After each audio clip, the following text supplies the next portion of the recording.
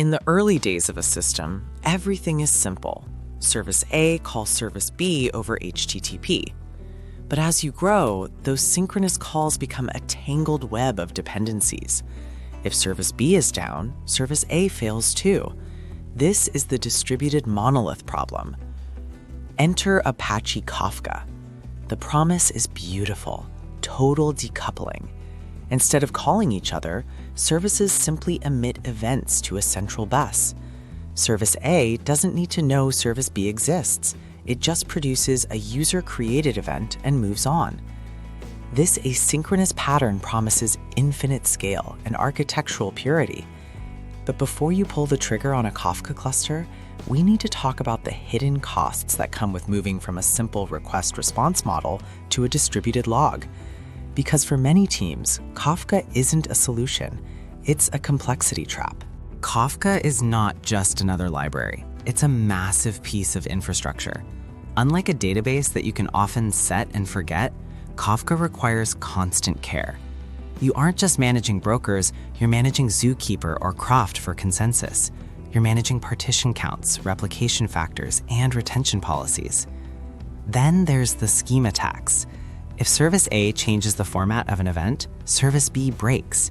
To prevent this, you need a schema registry, another service to maintain. Suddenly, your simple decoupled architecture requires a dedicated SRE team just to keep the lights on. You've traded code-level coupling for operational coupling. Every new event type requires coordination, schema validation, and compatibility checks. This overhead is manageable at the scale of LinkedIn or Netflix, but for a mid-sized startup, it can consume more engineering hours than the actual product features. Once you move to an event bus, you are firmly in the realm of distributed systems, where simple things become hard. Consider message delivery. Do you want at least once delivery? Now your consumers must be idempotent, meaning they can handle the same message twice without causing side effects. Want exactly once? That requires complex transactional configurations that hurt performance. Then there's order. Kafka guarantees order within a partition, but not across them.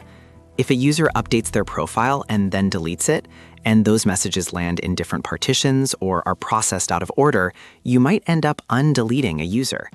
Solving these problems require dead letter queues, retry strategies, and sophisticated monitoring. You aren't just writing business logic anymore, you're writing distributed coordination logic.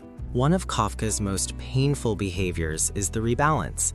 When you add a new consumer instance to scale up, or when an existing one crashes, Kafka pauses processing across the entire group to redistribute partitions.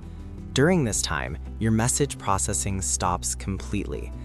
This Stop the World event can last seconds or even minutes if your cluster is large or misconfigured.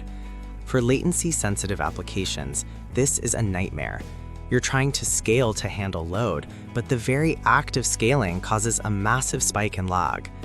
Managing consumer group stability requires deep knowledge of heartbeat timeouts and session intervals. It's a level of tuning that most applications simply don't need. What if I told you that you could get 90% of the benefits of Kafka using the database you already have? It's called the Transactional Outbox pattern. Instead of sending an event to Kafka, you write it to a special Outbox table in your primary database within the same transaction as your business data. This guarantees that the event is only created if the database update succeeds. Then, a simple background process, a relay, pulls that table and forwards the messages to other services. This gives you atomicity, ordering, and persistence without the Kafka overhead. Modern databases like Postgres can handle this efficiently using features like skip locked to allow multiple relay workers to process the outbox in parallel.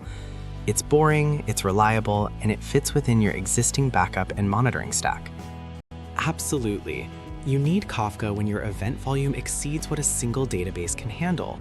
We're talking hundreds of thousands of events per second. You need it when you have dozens of different services that all need to consume the same stream of data independently, as Kafka's log-based architecture makes this incredibly efficient. You also need it for complex stream processing, calculating windowed averages or joining multiple real-time streams.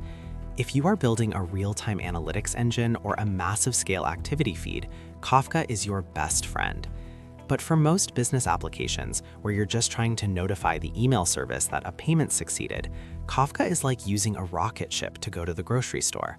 Architecture is the art of choosing which problems you want to have. When you choose Kafka, you're choosing to solve the problem of infinite scale at the cost of operational complexity. When you choose a database-backed Outbox or a simpler broker like Redis Streams or Knots, you're choosing simplicity at the cost of an eventual scaling ceiling. Before you add Kafka to your stock, ask yourself, is our bottleneck really the database throughput? Do we really need millisecond latency event streaming? Or are we just following a trend? Start simple. Use your database until it hurts. Only then should you invite the Kafka Complexity Trap into your life. Your future self and your SRE team will thank you.